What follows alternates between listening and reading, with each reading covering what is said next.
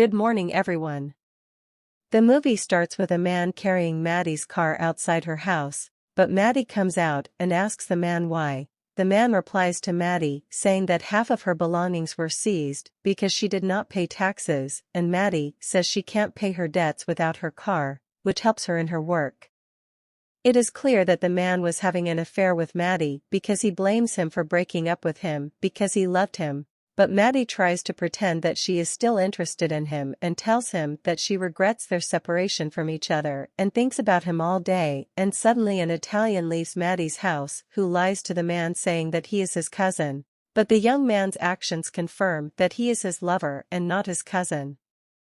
The man pulls Maddie's car and leaves, but Maddie tries to catch up because she realizes that he hesitates and still loves him, and it seems that he has remained standing in the cafe and reluctant to impound Maddie's car, which benefits, and tries to free his car but fails and goes to the police station.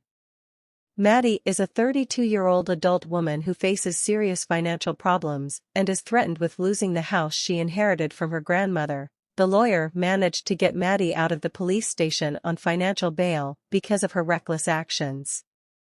Maddie works as a waitress and does more than one job because she is a woman in difficulty, but her only problem is her escape in love because she quickly abandons the young man to whom she is attached because of her problems.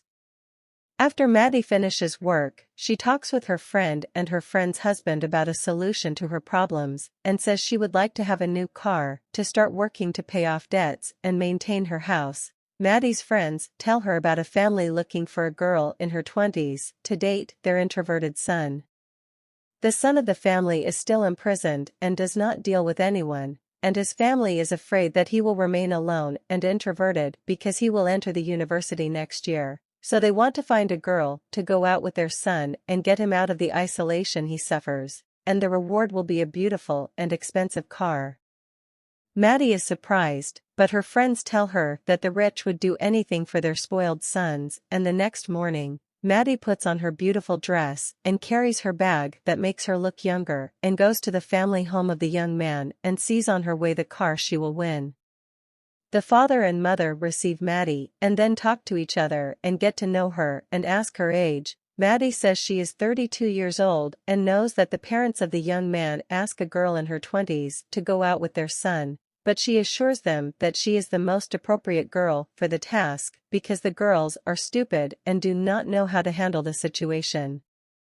The mother and father say they want their son out of his loneliness, and the father confirms that he connected with an older daughter who opened it up, and Maddie asks where his son is, but his parents say he's not home because he's volunteering at a dog shelter and they don't want their son to know anything about Maddie. The next day, Maddie walks into the dog shelter where the introverted young man named Percy is, pretends she wants to adopt a dog, but Percy doesn't understand what she means and starts treating her seriously, and then introduces her to the strongest dog in the shelter because he used to work with the police but is addicted to cocaine. The dog starts barking as soon as he hears the cocaine, and Percy takes Maddie to the office to get his data and question him about whether Maddie is eligible to adopt the dog or not, and discovers that she is not married and has no children, and Maddie says she is young and starts seducing Percy with her sexy moves and actions. After the questioning ends, Percy discovers that Maddie is not qualified to adopt the dog, and Maddie offers to take him home, and after they leave the house, Percy is frightened by the frightening shape of the car because he sees fishing gear, knives, and strange things because he gets into the car of her friend's husband. Percy tries to ask for help and Maddie picks up the phone, but he sprays pepper spray inside the car and outside and tells him that she kidnapped him. But Maddie gets very angry because she realizes that she is dealing with a cowardly young man and asks him to bring a hose to wash his face and lies to him saying that she fell in love with him at first sight. Percy believes Maddie's words and agrees to go out with her the next day. Maddie doesn't like Percy because she sees that he's just a young teenager and she just wants to do the job and take the car, and the introverted young man doesn't mean anything to her, and the next day, Maddie meets her friend and her friend's husband and tells them that his task is difficult and that she risks losing her prize.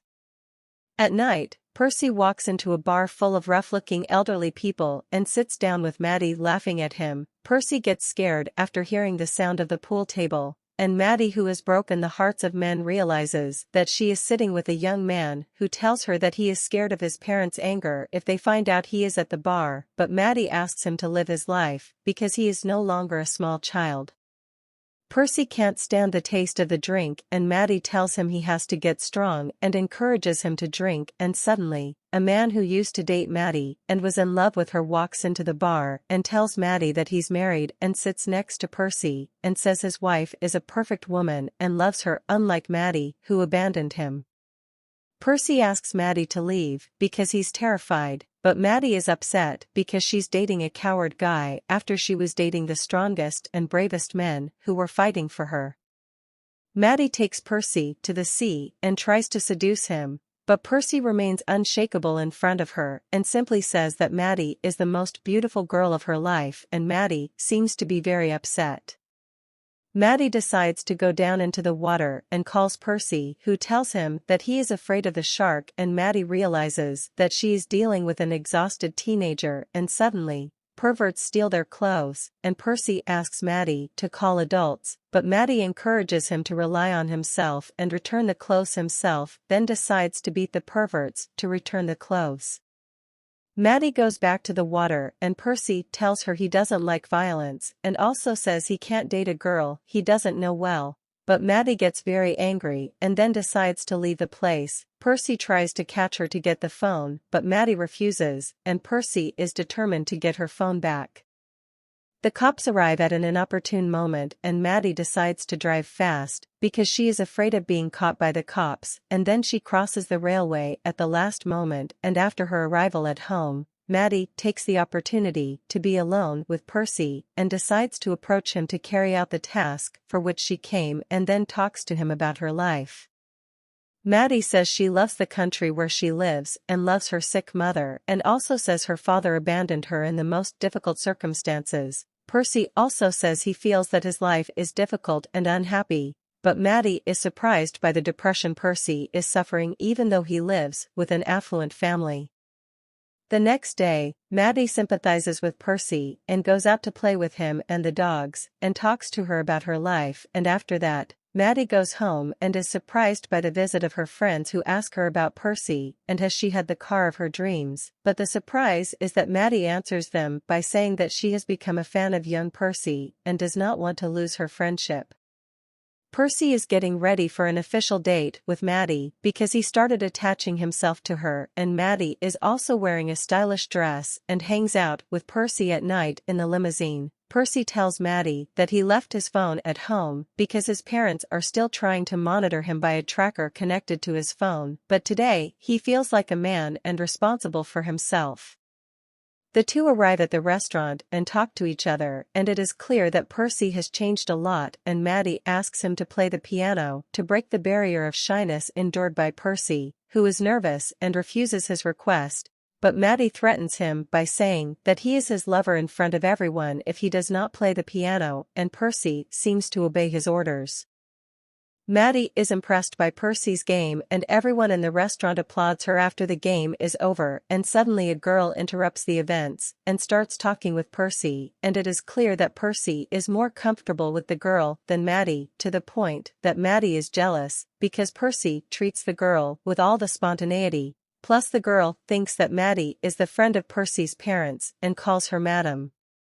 Percy told Maddie that he was traveling to study at the university and asked her to visit him, but Maddie refused to leave the town where she lived and wished him good luck. Percy got angry and told him that he was going to his friend's party instead of staying in a place where there were elderly people, and Maddie seemed to decide to accompany him.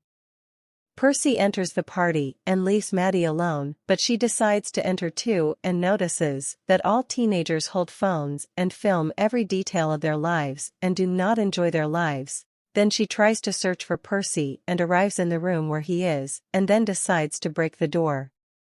Maddie is angry with the girl who sleeps with Percy because she thinks she wants to get ahead of her in the task of seducing Percy, who looks drunk. Maddie takes her to the bathroom and tries to save her, and the strange thing is that two people try to expel Maddie because the party is for teenagers filming everything. Maddie goes into the car with Percy, who tries to apologize to her and obviously fell in love with her, but Maddie is annoyed by her confession of her love for her, and the next morning, Percy's parents are surprised by the development of Percy's personality because he started to rely on himself. Percy tells his parents that he met a new girl older than him. Percy means Maddie in his words, but he doesn't know it was his parents who made a deal with Maddie to trap him, and the biggest surprise is that he tells his parents that he decided not to go to college because he wants to stay with his beloved Maddie, but Percy's parents are annoyed and ask their son to get out and sit in the luxury Tesla car. Percy's parents seized the opportunity and called Maddie, who apologized for not completing the task with their son because she was afraid of love, but Percy's parents tried to remind her which car she would win and asked her to convince Percy to go to university. Percy opens the call in the Tesla car and hears the phone call between his parents and Maddie and is shocked when he discovers that everything was just a game and then decides to take revenge in his own way. Percy meets Maddie and his parents at the lunch table and tries to provoke everyone and claims he knows nothing until he receives a call from his friend. Percy decides to break the prize car with the help of her friend to break Maddie's heart as she broke his heart, and the strange thing is that the car that looks old-fashioned cannot be easily broken up, and the case ended with the fall of a tree on the car, and after Percy returns to her room, Maddie catches up with him and tells him all the details of the deal that happened between her and her parents. Percy tells Maddie that he crashed the car, but the surprise is that Maddie answers him saying that the car is not important to her because she sees that he is a good and normal person and asks her to become her friend, but Percy throws her out of her room and tells her that he would not like to see her face again, and the next day, Maddie stood by the sea because she is depressed, sad and heartbroken. Maddie goes home and is surprised that the municipal employee brought her the car because it is registered in her name, and on the other side, Percy sits down with her parents and asks them not to interfere in her life anymore because he decided to become responsible for himself. We return to Maddie, who returned to his old job using the modest car and was able to pay off all his debts. At night, Maddie meets another young man but throws him out this time because she no longer loves the life she leads and seems to have learned purity and angelism thanks to Percy. Maddie repairs the car, then decides to meet Percy to put the water back to his sewer and apologizes to him for everything that happened between them, but Percy refuses to talk to him. Percy drives the car until he collides with the grilled meat seller and the fire burns in Maddie's back, and Percy continues to drive the car until he swiftly enters the water to save Maddie, who apologizes to him again and hugs him, and through their conversation with each other, it becomes clear that Percy has become a mature, self-reliant social man. Percy prepares to travel to study at the university and finds Maddie waiting for her, who will take her to the university in her car and ask her to meet her new lover. Percy is surprised when he realizes that Maddie is talking about the dog Milo, and at the end of the film, Maddie takes Percy to the university after her relationship with him has become clean.